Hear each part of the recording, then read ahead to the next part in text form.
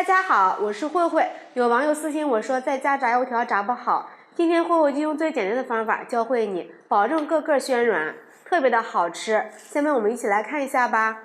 首先在盆里放入300克的面粉，放入3克的酵母粉，3克的食用盐增加筋性。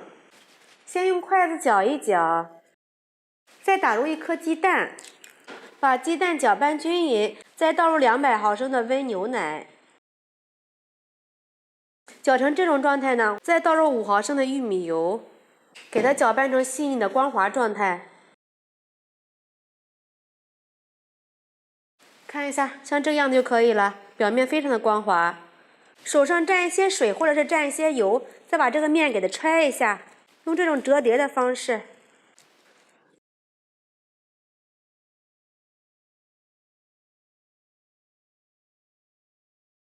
把表面整理平整光滑，盖上盖子，醒发40分钟。看一下这个面已经醒好了，里面是满满的蜂窝状。案板上抹一些食用油。这个面呢，不要再揉了，用手轻轻的给它按压一下，用擀面杖给它擀成一个长方形。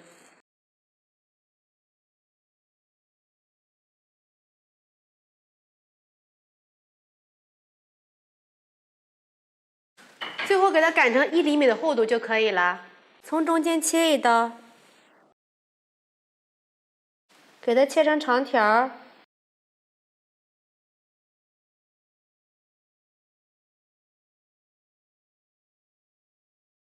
两个摞在一起，用1根筷子在中间按压一下，再用手把两头给它捏一下。